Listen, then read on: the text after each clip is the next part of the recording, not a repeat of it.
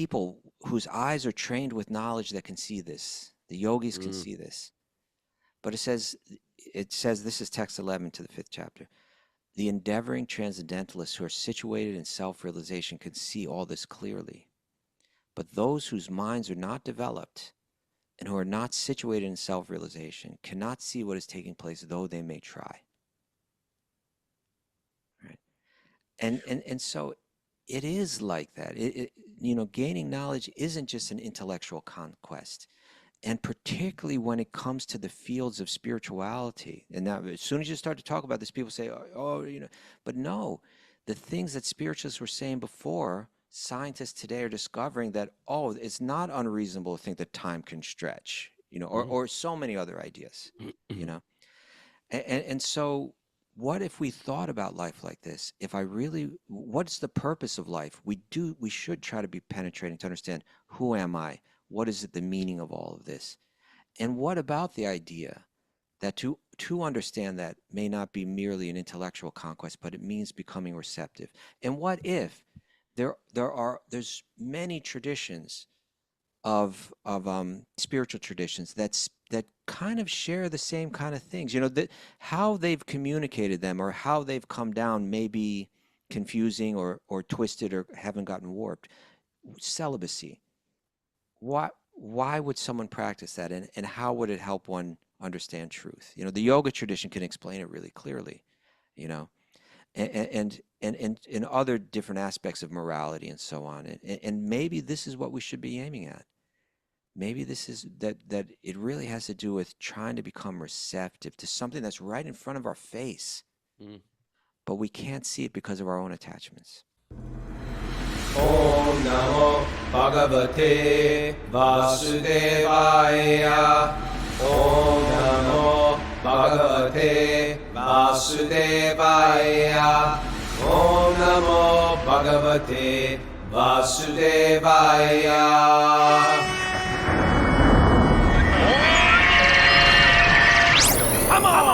Live from New York City, New York, this is Wisdom of the Sages, a Bhakti Yoga podcast with your host, Raghunath, and co-host and senior educator at the Bhakti Center in New York City, Kaustubha. Welcome to the show. It's Monday, October 21st, 2025. It's episode 6. It's Tuesday. Oh, it's Tuesday. One more time. No, it's fine. Let it go. Let me try one more time. It's Tuesday. Right. Live from New York City, New York, this is Wisdom of the Sages, a Bhakti Yoga podcast with your host, Raghunath, and co-host and senior educator at the Bhakti Center in New York City, Kaustubha. Welcome to the show. It's Tuesday, October 21st, 2025. It's episode 1688. 1688. Welcome to the show, everybody. Good morning, beautiful people.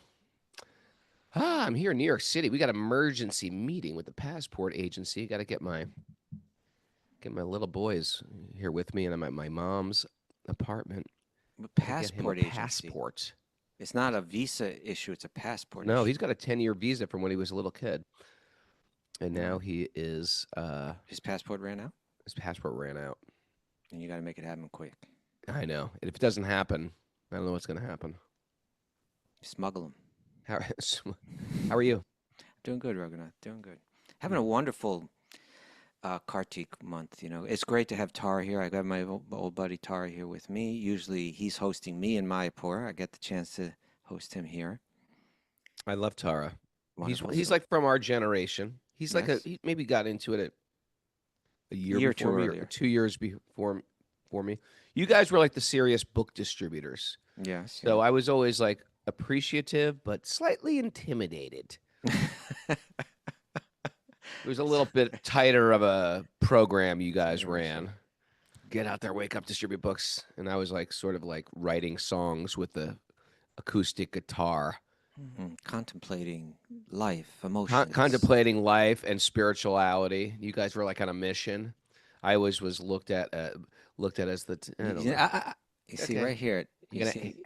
Now you're commenting on someone else's perception, but maybe it's just your perception that you were being perceived that way. Maybe. I think so. Anyway, you know what? We were always friends, you and I. Yes. And me and Tara, I always appreciate it. I still really appreciate Tara. Mm-hmm. But it's good that we were all sort of from that. We were all brought up together.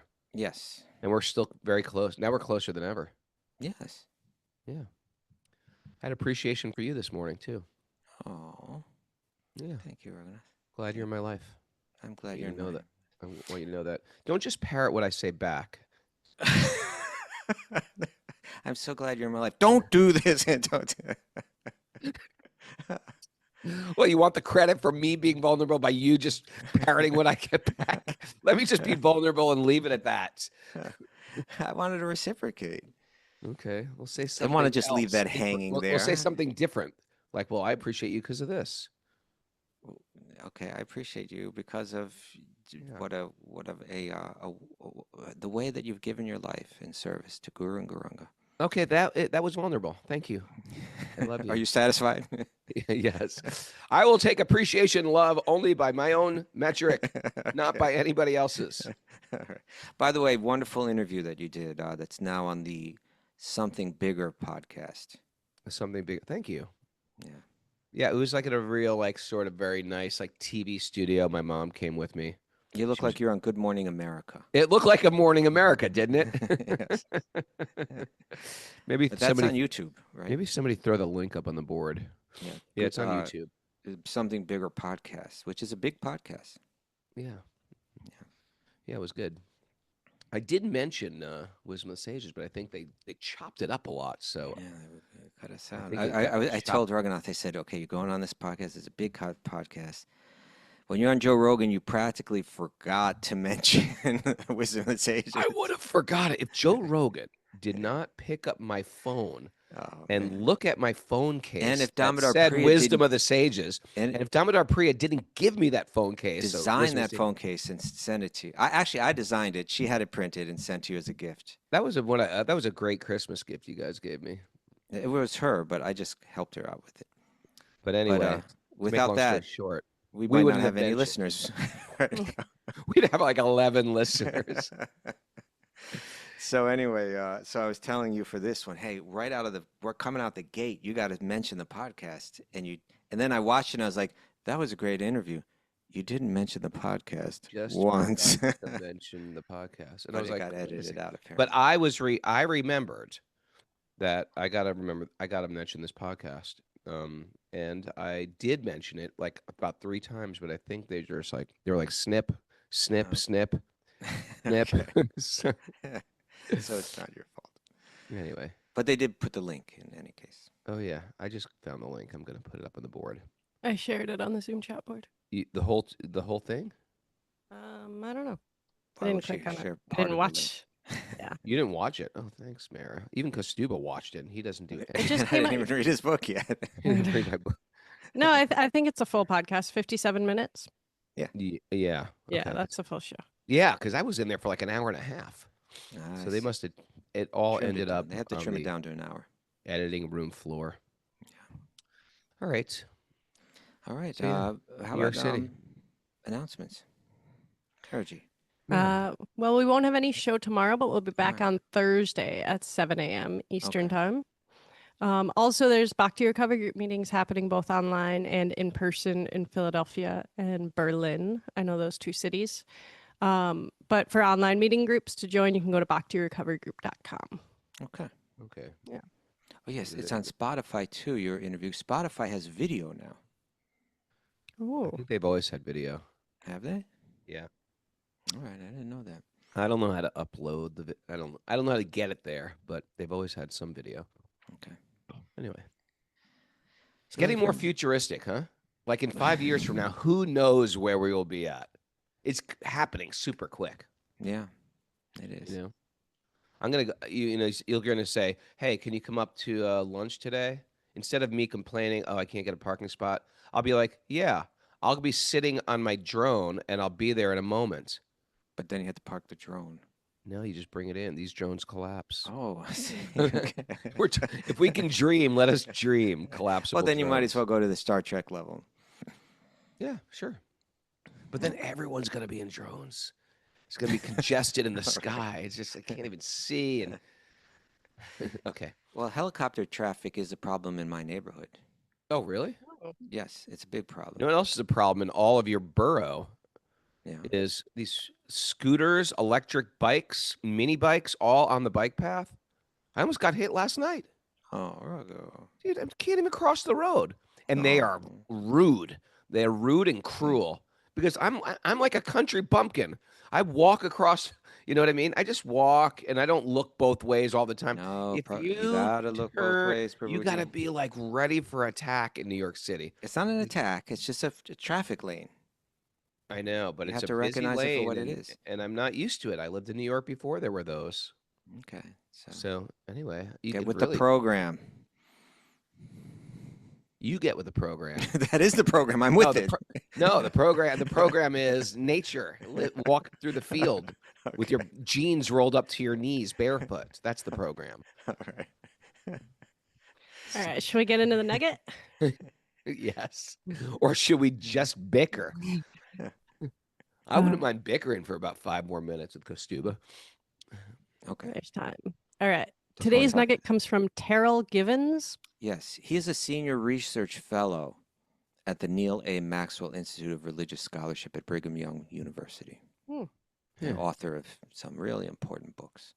All right. He writes, realizing the fallibility and limits of human reason allows other faculties to supplement our reason.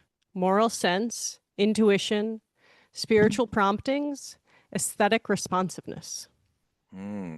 Read that again. Realizing the fallibility and limits of human reason allows other faculties to supplement our reason. Moral sense, intuition, spiritual promptings, aesthetic responsiveness. Okay. I like that. Hmm. I used to think too. I just wish I was smarter. I wish I was because we are. I mean, we can always learn more information, but there is something about people who just have these high IQs. You know, I used to think like if I just read enough or studied enough, I'd be able to figure everything out. Like enlightenment was some multiple choice test I could ace. I just could study for, and then I could pass, like you're passing the SATs. Right. But it doesn't work that way. You know, with wisdom. With knowledge, you could just study, you could cram your knowledge, but wisdom has to seep in, right? You can cram your brain full of information and still miss the point, right? The intellect can analyze truth, but it can't receive it. And I think that maybe is what the author is saying, that when we finally admit the limits of our own reasoning, that our own reasoning has a limit, that's when something higher can enter. And that is, you know, he was mentioning, but it's like grace, intuition, beauty, that kind of divine download you can't just force. You know, Prabhupada uses that great analogy. It's like trying to understand honey by analyzing the jar, analyzing the label, even looking, even feeling honey or pouring honey. Feeling it. Have you tried that? Yeah, you never tried to feel honey? Still can't tell whether it's sweet. You can't tell what it is until you actually taste it. So you could debate the chemistry of sugar and the molecules and publish papers about it, but until you actually taste it and until love and humility and grace hit your tongue, so to speak, you don't know the sweetness of honey. Or sweet baby Krishna. Or sweet baby Krishna, yeah. So this is what you can't cram for. This is the limit of your intellect, of your reason. And it's how do you understand the truth? By the mercy of the absolute truth. How do I understand Kaustubha? I can't just, demand it from you, with force. You tell me something intimate now about yourself, something you're struggling with, No, love almost becomes like nursed out of the lover. When you treat them with love, they start to share everything with you. Reveal themselves. They start to reveal themselves. And just like it's like this in this world, it's like that in the cosmos. That's the Fibonacci spiral. Just like in this world, the greater world is like this. How do we understand God? Through that same type of relationship. Because relationship and emotions and all that are actually real, and they are elements of the cosmos. Yeah. And God has those emotions as well. Yeah. Right. And it's not like we tend to think the religious academia, right? Or I went to Harvard Divinity School, or I'm a Sanskrit scholar, a biblical scholar. No, no, no, no, no, no. That's not necessary, right? That's not necessarily the key to unlock the mystery. Right. It could it could help, but why would intellect be a handicap from understanding the absolute truth? Hmm? It's not a handicap, but if we think it's the I'm sorry. Why would a lack of intelligence be a handicap from understanding the absolute truth? That wouldn't be fair. God wouldn't be fair. right. That's what I meant to Good say. point. Yeah, yeah, yeah.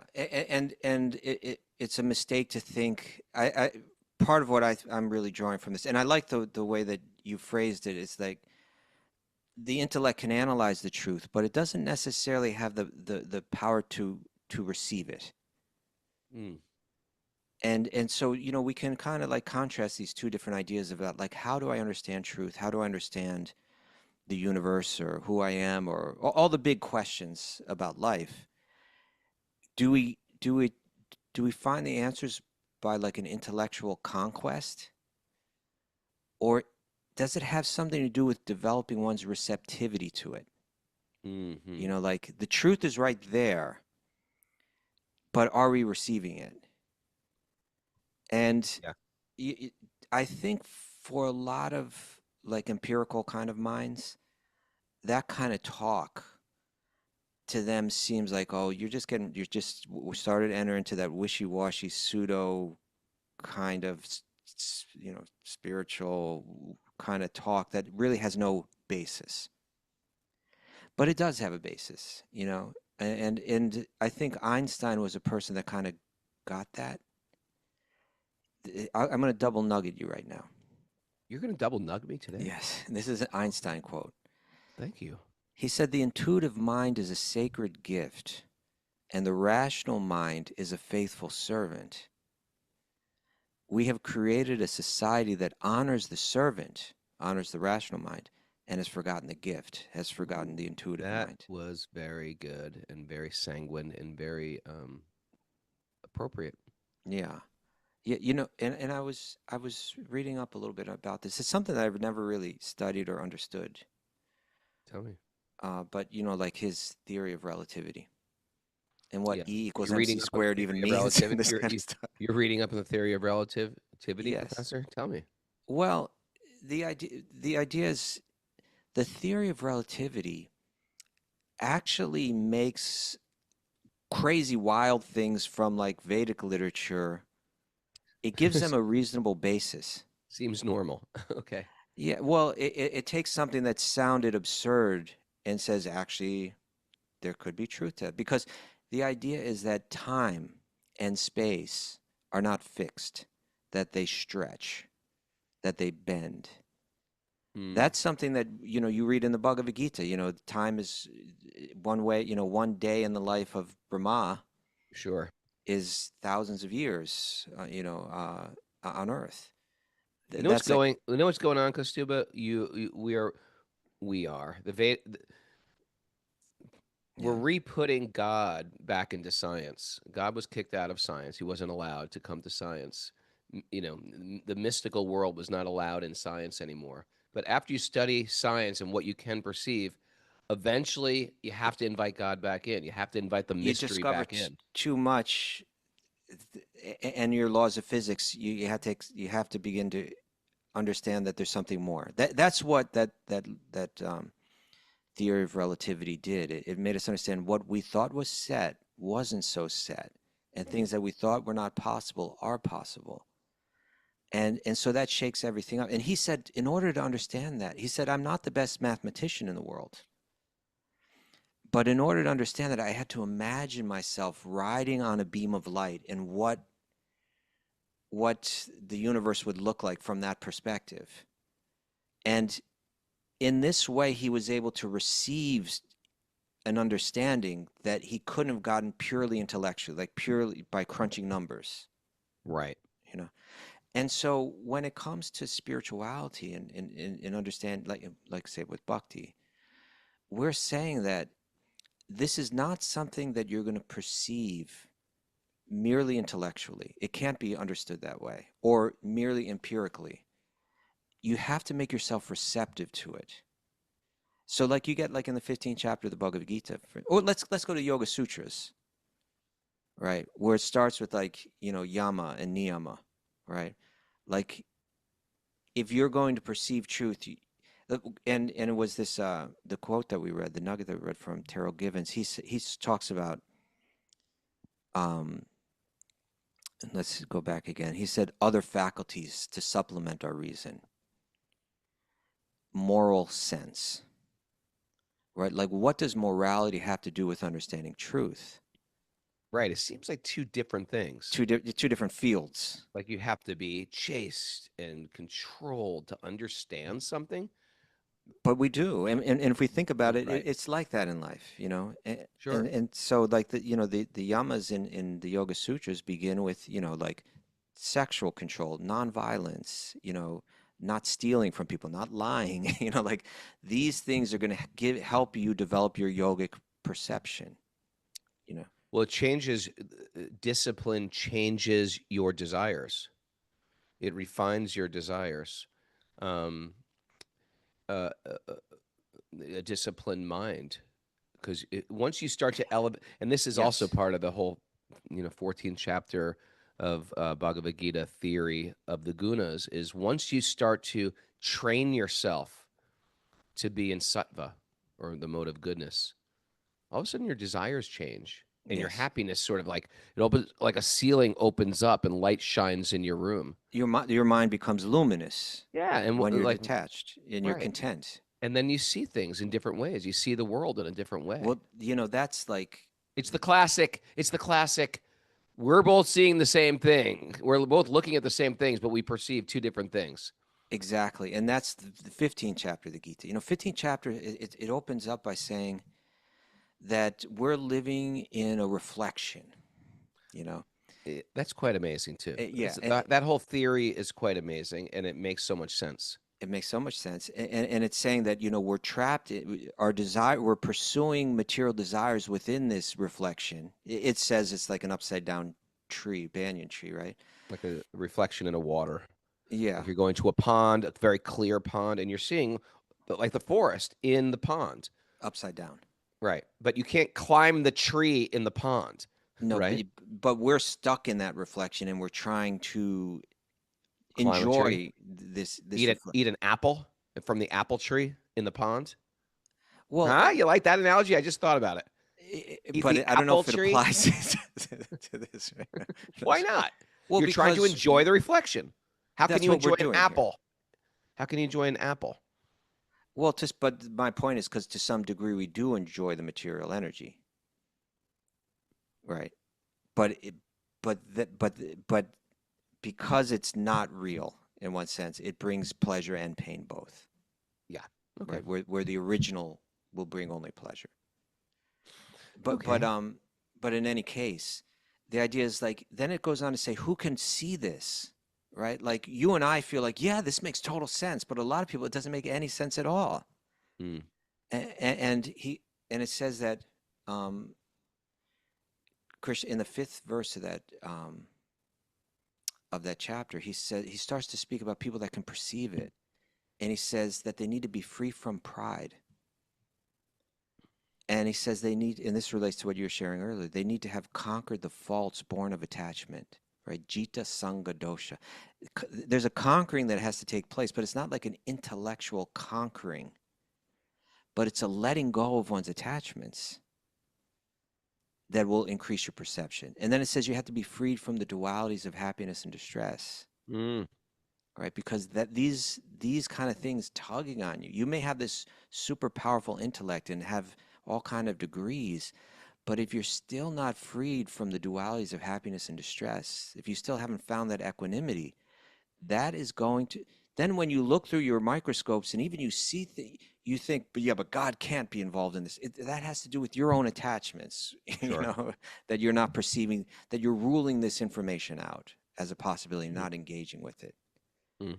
And so then it goes on to say that, then it starts to talk about how we're moving through the material world, and the living entity in the material world carries these different conceptions of life from one body to another, and that we're taking on these different bodies, quitting one body, taking on another. and it says that that there's people whose eyes are trained with knowledge that can see this. The yogis can see this. But it says this is text 11 to the 5th chapter. The endeavoring transcendentalists who are situated in self-realization can see all this clearly. But those whose minds are not developed and who are not situated in self-realization cannot see what is taking place, though they may try. Right? And so it is like that. Gaining knowledge isn't just an intellectual conquest. And particularly when it comes to the fields of spirituality. And now, as soon as you start to talk about this, people say, but no, the things that spiritualists were saying before, scientists today are discovering that, it's not unreasonable to think that time can stretch, or so many other ideas, And so what if we thought about life like this? What's the purpose of life? We should try to be penetrating to understand, who am I? What is the meaning of all of this? And what about the idea that to understand that may not be merely an intellectual conquest, but it means becoming receptive? And what if there's many traditions of spiritual traditions that kind of share the same kind of things? That how they've communicated them or how they've come down may be confusing or twisted or haven't gotten warped. Celibacy. Why would someone practice that, and how would it help one understand truth? The yoga tradition can explain it really clearly, and in other different aspects of morality and so on. And maybe this is what we should be aiming at. Maybe this is that it really has to do with trying to become receptive to something that's right in front of our face, but we can't see it because of our own attachments. It's an interesting idea, huh? It's a very interesting idea, sir. Yeah. And I think that it'll tie into what we read today in the Bhagavad Gītā. Let's tie this in today. Okay, let's dive in. Narayanam namaskritya naram chaiva narottamam devim saraswatim vyasam tato jayam mudirayat. Before we start in the Srimad Bhagavatam, which is our very means of conquest, one should offer respectful obeisances to the Supreme Lord Narayan, unto Narayan Rishi, the supermost human being, unto Mother Saraswati, the goddess of learning, and to Srila Vyasadeva, the author. See, even right there, right? Before we study this, we actually have to enter into the right kind of respectful mindset, and if we're going to perceive anything. Nasta preshva bhadreshu nityam bhagavat sevaya bhagavati utama shloke bhaktir bhavati naishtiki. Commentary? Well, we haven't read it yet. Recited it yet. By regular attendance in classes in the Bhagavatam and by rendering service to the pure devotees, all that is troublesome to the heart will become eradicated. And loving service to the Supreme Lord, who is praised with transcendental songs, will be established as an irrevocable fact. Yeah, Bhagavad Gītā, right? Tadvati pranipatena pre-prashnena. You inquire and then seva. You also serve. Only then do you perceive the truth. Om Jnana Tamarandasya Jnana Anjana Salakaya Chakshurunmadatam Yena Tasmai Shri Gurave Namaha. You have to say it first. Okay. I was born in the darkness of ignorance, and my teachers are opening my eyes with a torchlight of knowledge. I offer my obeisances at their lotus feet. Yeah, more the same. More the same. Yeah, that's how you do it. Yeah. In that humility. It's interesting because it's almost as if the teacher's not teaching you. It's as if God sees, okay, this person is qualified to hear, and he uses a being to shine light on you. And two people are sitting in the same class, and one is getting it and one is not, right? One is being changed and transformed by the message. So we were talking about yesterday, because it was Diwali, inviting Ram is coming back to Ayodhya. That was the celebration. So we've all banished Ram from our hearts. Right. And so now we're trying to invite God, light, truth, Ram back into our hearts. And in that, Krishna sees, oh, this person is taking a step close. God sees, oh, this person is taking a step closer. What am I going to do? I'm going to find a messenger, and I'm going to speak through them to that person. And it really happens. Once you say, God, whatever you're going to address God as, I need you in my life. you make that's what the Maha Mantra is. The Maha Mantra, the Hare Krishna mantra is, I want you in my life, God. Hmm. Please come closer to me. What next now? Tell me how to move forward. And so once we take that step, God tags a messenger to speak through them for you. And Are it's you like that messenger? it's like magical. Is that you? Maybe you're the messenger. Are you the messenger? I'm the messenger. You could just call me the messenger, Okay. the postman. But I think the it's an postman was interesting phenomenon. And then now everybody hearing this is sort of like I feel like they're spiritual people, or they wouldn't be up at 7 a.m. with their little faces on a Zoom postage stamp here. right. So what's going to happen is people are going to ask you questions. Well, what do you listen to? What's this podcast about? Tell me about, the Vedic truth and stuff like that. And you're going to have to explain it. And the interesting thing is, no You matter how become the much you messenger. study, you may not be able to explain it. What you have to do is, and that's that's me and Kaustubha's and Mara's practice as well. We have to start acting from a place where we're less driven by the ego. And then Krishna starts on a regular basis feeding you info to explain to other people. Mm. And that's what everybody here practically is doing already. They're trying to explain it. And I know I've had these times where I'm trying to explain something to somebody and it's just not coming out because it's about me being the explainer, the messenger, Okay. right? But if I'm actually just trying to, in a humble way, trying to share something that's been taught to me, then it's almost like I'm saying things, I don't even know what's coming out of my mouth anymore. You ever have that feeling? I have had that feeling. And I'm sure people have too. I don't think it's like because we're at this level. I think when people, right, God will speak through your body. Sometimes I've had a feeling like I give a talk and I feel like, oh God, I was like totally off. I wasn't on it. I wasn't communicating well. Yeah. Sometimes you're like that, but I get a lot out of your classes. Okay, but I'm just, I don't know if you ever listened to anything, but No, you were going to say something else. I'm sorry. that was funny when you were like, you saw me giving a class, you came in with Indra Swami. Because you were with Indra Swami, he came to my class, you came to my class. and then after you said, hey, Kaustubha, that was a really good class. And I'm like, that's the same class I give all the time. It's just the first time you ever heard it. But you read my book, I'll go to your class. Boom. Okay, we'll work that out. But sometimes I feel like, oh, I was just totally like cloudy and muddy and then but someone's like someone says like that changed my life or something like that. I'm like, really? So yeah, and the more that I'm thinking about this, the more you see it like just all over the Bhagavad Gītā. The 13th chapter it's describing how knowledge is received. There's this whole analysis of knowledge. Who is the knower? What is to be known? What is the object of knowledge? And what is the process of obtaining knowledge? And there it says humility, pridelessness, nonviolence, tolerance, simplicity, these kind of things. The Bhagavad Gītā is like a ring that has all these skeleton keys on it. Just like open up, old locks of truth and just like dump the wisdom in your heart. It's amazing what's in that book. It's so amazing. And this is also real important. What is it that you perceive that others aren't perceiving? Like this tadvadi pranipatena, that you approach someone that has the knowledge and then sevaya, and you serve them so that you can be, so that you cultivate the right humility and the right attitude to receive. And isn't that interesting?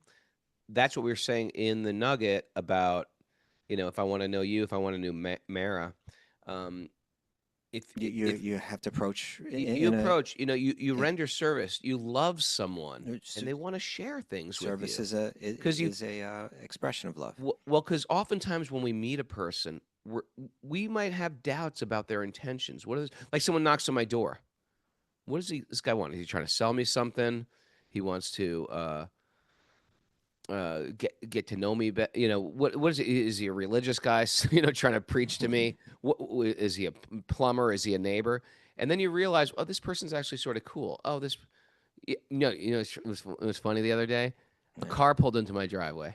Me and Mara were there. I was like, "Are you Hit the deck. expecting anybody?" Hit the deck. It was like Army that. crawl. It was like that. I was like, "Who the hell is pulling in my driveway?" It's like the retreat is over. No one's here. It's me and Mara. Like a minivan pulls up, and these two older people get out, and I was like, "Who the hell are these guys coming here?" Like, are they Became really defensive. You began to put Yeah, up yeah, no. walls. So I reach for my metal pipe that I keep near the door. You know what I mean? Okay. Come on, everyone's got one. I saw this axe underneath the bed that I was staying on in the I master let bedroom. Kaustubha stay in my room to stay, and he found the axe. I He said, thought I was Raghunath, just this joking. is not the right weapon because if someone's coming up those stairs, you won't be able to swing this thing properly. I know. better He's off like, with he a was hatchet. recommending you need a spear. You a need spear, a javelin, a hatchet. Thank you. I also have throwing stars. Whoa. Okay. Sharpen them up with the grinder. So who was it? You know who it was? They came in, and I was like, "May I help you?" And I had to suss them out. They were like, "Well, you don't know us, but our father recently died, and He lived in this home. my grandfather built this house. I've thought about going to the home where I grew up and knocking on the door before. I've done it. You have? I've done it. And do they receive you well? Well, you know what's interesting? At one point, it was at the housing bubble when things were really high. Some guy bought the house, and he let me in. He showed me around. Oh, you were pretending you were looking at... No. I drove by. Okay. I said I grew up in this house, and he was Okay. working on the front lawn. I was like, and he let me look around the entire house. And that's basically what I did for these guys. But they told me so many good stories about this Super Soul Farm. Like we were little children, grew up here. He says he got married under that tree, and it was like, Interesting. yeah, he was from the city, and it was really nice. When was that? Anyway, Just now? Just the other day? this just happened like the other day after the retreat, right, Oh. Mara? Interesting. Yeah, it was after the retreat that Bobby and Arjun did, right? I probably saw that kid you- sign, I Super Soul Farm, and they're like, what's going on over here? I kid you not, though. I was ready at any point for that guy to pull out a Hit him gun. with a pipe. Boom. And the whole, he was reaching for his wallet. I'm serious. Like that. I've just got one of these minds. Like, okay, if he reaches there, where would I strike him? That's called it's just like that's how paranoia. my brain goes. Right. And what if she's got a gun? Or should I just take the bullet and just say, you know what? That's how I'm going to die. I'm going to die going out with a fight. Thousands of thoughts going through my brain from should I make them a cup of tea or should I tackle the lady first or the man first? That's where it's going through my brain. Anyway. Good morning, everybody. Okay, let's dive into... We got to get to the Bhagavatam verses here because they're going to relate to Oh, I all this. thought It's we all were going to tie into this together. We only got already. 12 minutes. We got to go a little extra because we got a late start. Sorry. Sorry. No. All the Vishnu... reading from the Srimad Bhagavatam, Canto Chapter 2. Narayanam. Did we do Narayanam? Yeah, We did it all. Okay.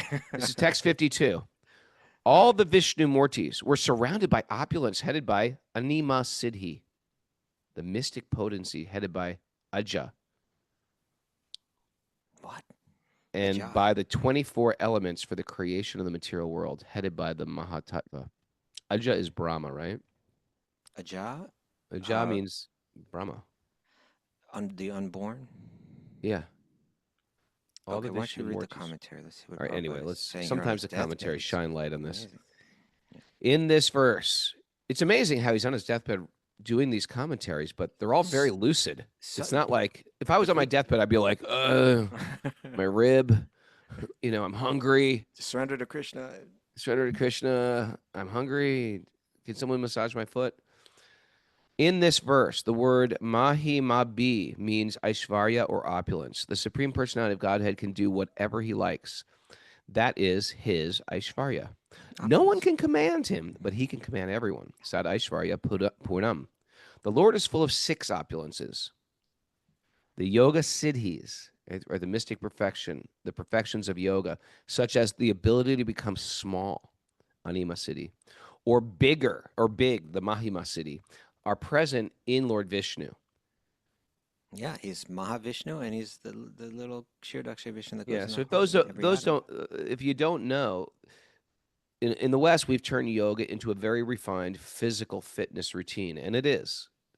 You sweat, you lose weight, your body feels great. It complements any other sport you do, or it just makes your body feel good. But originally, these were directed towards mystic powers.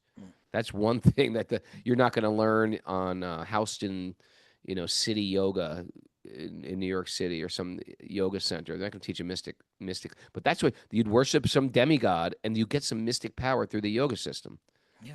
And these yoga things, we could do a show just on the Yes, they would become receptive to the laws of the subtle laws in the universe and learn how to manipulate them. yeah, reading minds, levitation,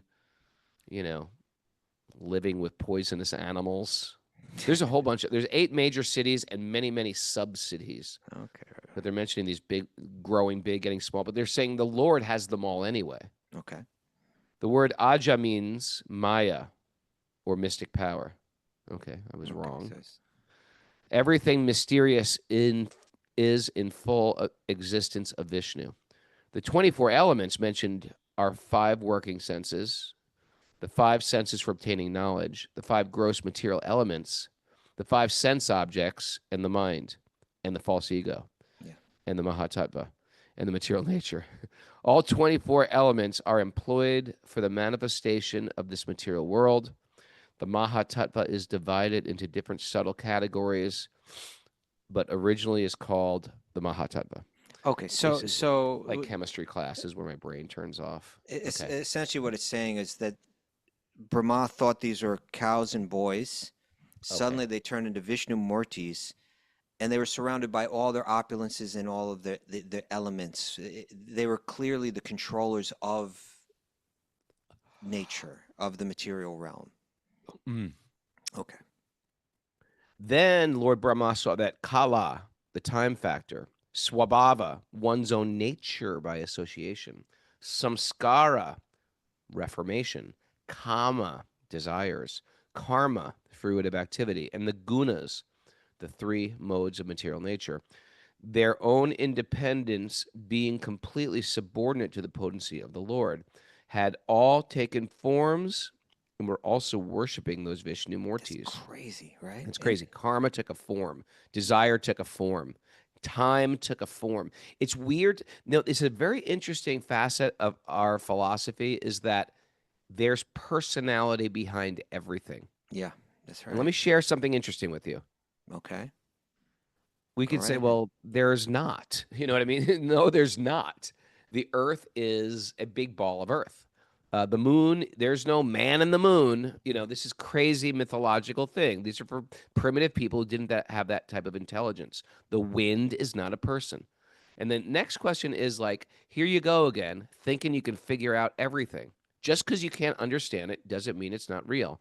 If there is an ant on the table and I blow on the ant, right? The ant runs in fear and thinks there's that wind. Yeah. And it's true. There is wind blowing, but there's a being that he cannot perceive that's actually blowing. And it might get represented in art by like a person with puffy cheeks blowing, and maybe that's a simplistic representation of it. Sure. But it doesn't mean that there's not some far more scientific explanation of a person being behind the wind. Now, the interesting thing is, no matter how many books, this is a great way to wrap up this show. No matter how many books or PhDs that ant gets from the ant universities, he will never understand me. He can't. He doesn't have the faculty to understand that I'm blowing on him. It's just beyond his perception. He can't see. Can ants see, Mara? I think went to private school. I think so. Ants see, or do they just feel? Anyway, the point is, it's way beyond his conception. I'm wearing a flannel shirt. I've got my Home Depot glasses on, and I'm blowing. He can't perceive that. Even no matter how much he studies, it's outside his realm of ever understanding that. But in reality, I am real, and I am a person. And so the Vedas say, okay, you may not get it, may sound far-fetched, but all the elements, there's personality behind all the elements, all the planets, right? Yeah. All the living beings. There's personality in a tree. Personality in plants. Plant people know that.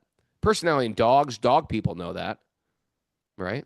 Mm-hmm. What am I? Aren't I just like a planet in my own right? I'm just like this big lump of earth and water and fire and right. I've got heat. You got these elements in I've you. got Yeah. I've got elements. Yet I'm a person. Mm-hmm.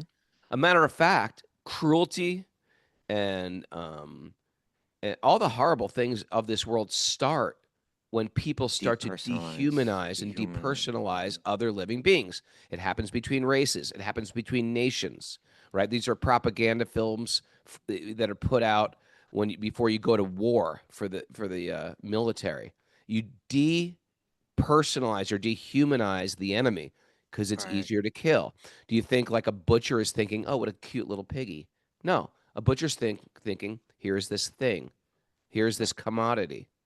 Right? Right. Yeah, that we were talking, I think it was last week, we were talking about how Vishnu is worshipped, especially in South India, with on either side of him Shri and Bhu, right? Shri and Boo. His consorts, the goddess of fortune and the goddess of the earth, right?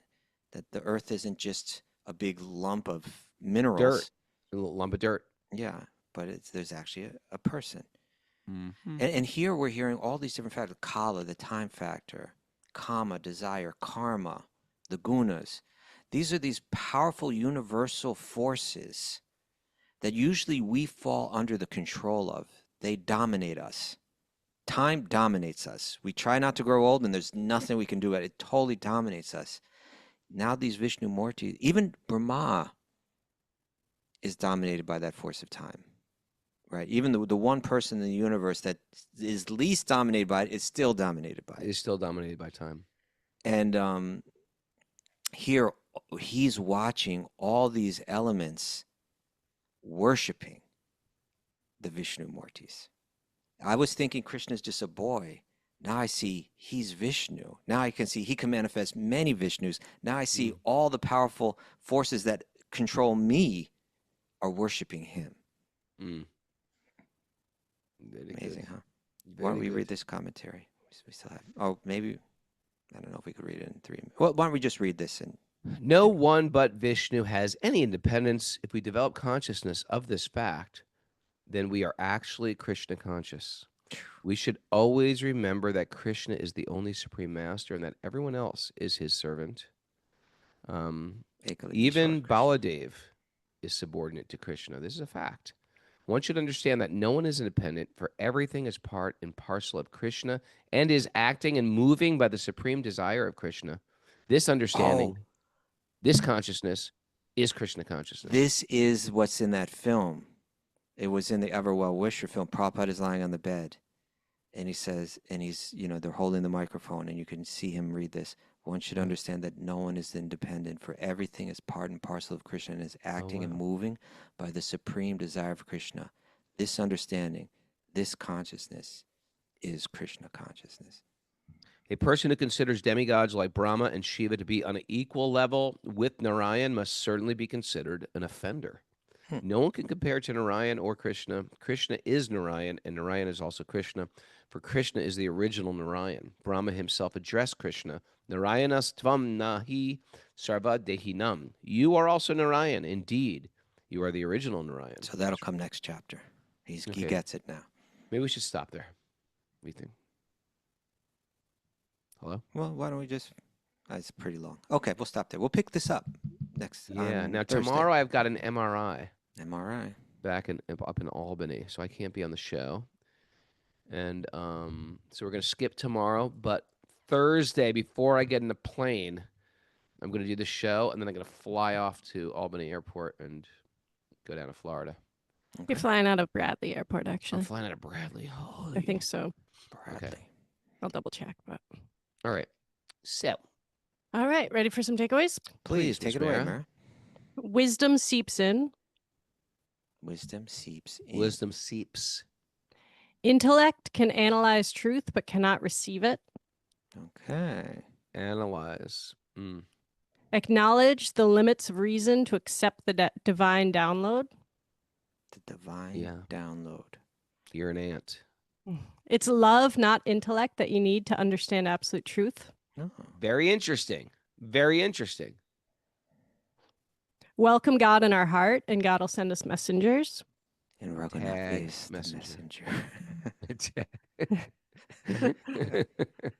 Cultivate humility to share bhakti. Yep. Okay. Bhagavad Gītā has all the keys. Oh, yeah. Skeleton keys. Skeleton keys, like these old keys on a chain. I'm Rusty one. opening these old locks, revealing truth, revealing the fortune, revealing the treasure, I revealing remember the you- secrets of the universe. I remember you telling this story about when you went and saw, what was his name, on the Prikrama Marg there, this Baba you used to take Hadi prasadam. Bhajan. Hari Bhajan, and you said, like, I don't know if it was him or someone taking you to him, and you said, and then they took out this skeleton key. You're almost like giddy about it. This old thing, they put it in this old lock. Oh, yeah, that was cool. Time dominates us all. Oh, yeah. Yes. No one but Vishnu has any independence. This is Krishna consciousness. It's hard to believe that, but yes. It seems like I have independence, doesn't it? Does you- no. Not at all. And taste the sweetness of sweet baby Krishna. Delicious. Oh, sweet, sweet, sweet, sweet. Happy to be here. Thank you, everybody. I'll see you Thursday. Remember, all the programs we have going in India, we got limited space. Whether it's the teacher Light training, on Wisdom is filling up. Yeah, we're about to close all the we're registration. about to close everything. We got 2 spaces left. If you're thinking about going to India for teacher training, kirtan training, or the wisdom training, we got 2 beds left. So come on down ASAP.